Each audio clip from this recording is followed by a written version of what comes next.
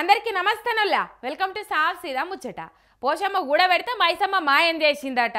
ఆగో 6 కాలం కష్టపడి తెలంగాణ ఖ్యాతిని పెంచాలనని కారు పార్టీ దండ్లాడి పెట్టుబడిదారులను రప్పించి కంపెనీలను పెట్టిస్తే వాటిని కూడా కాపాడుకునే తెలివి లేదు సర్కారుల తానా అంటుర్రంతా.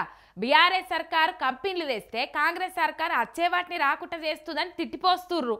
అనుకున్నట్టే అయింది కదా, కాంగ్రెస్ వచ్చింది, కంపెనీలు రాకుండా పోతున్నాయి. కేన్స్ అనే సెమీ కండక్టర్ల కంపెనీ హైదరాబాద్కి రప్పించేందుకు ఆనాడు కేటీఆర్ సార్ ఎంత దండ్లాడిండు ఏం కథ. ఆఖరికి ఎట్లనో గట్ల ఒప్పించి మన తాన్నే కంపెనీ పెట్టించే ఇగురం చేసిండు రామన్న. కానీ ఓట్ల తర్వాత తెలంగాణలో సర్కారు మారే వరకు పెట్టుబడి పెడతామనుకున్న కేన్స్ కంపెనీ వాళ్ళు వెనకడిగేసిండ్రు, సీదా గుజరాత్కు పోయిండ్రు. మన హైదరాబాద్కు రావాల్సిన కంపెనీ తీసుకుపోయి గుజరాత్లో పెడుతుండ్రు. ఇప్పుడు నిన్ననే గుజరాత్ సర్కారు ఆ కంపెనీ పెట్టేందుకు కేబినెట్ తీర్మానం కూడా చేసింది. బీఆర్ఎస్ సర్కార్ సెమీ కండక్టర్ల కంపెనీ మనతానుంటే రేపటి రోజుల్లో హైదరాబాద్, చైనా, తైవాన్ తర్వాత సెమీ కండక్టర్లకు అడ్డాలెక్క అవుతుంది. మనోళ్లకు మస్తు మందికి ఉద్యోగాలు దొరుకుతాయి, రాష్ట్రం ఇమేజ్ పెరుగుతుంది అని అన్ని ఆలోచన చేసి కంపెనీకి జాగా కూడా ఇచ్చింది. 3,300 కోట్లతోటి వాళ్ళు కూడా కంపెనీ పెట్టేందుకు ముందుకొచ్చిండ్రు.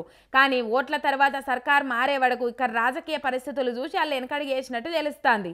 ఆ కంపెనీ మనతానికి వస్తే రోజుకు 60 లక్షల చిప్ సెంటర్లు తయారు చేస్తోళ్ళు. గుజరాత్కు పోటీగా తెలంగాణ మారేది. కానీ ఇగో మన సక్కదనాల సర్కారు చేయంగా గీ తీర్ల కంపెనీలు ముల్లెముట్టలు చదువుకొని మేం రామ్ బిడ్డో తెలంగాణ కానీ వెళ్ళిపోతున్నాయని ఈ సంగతి ఎరకైనోళ్ళు అంటాన్రు.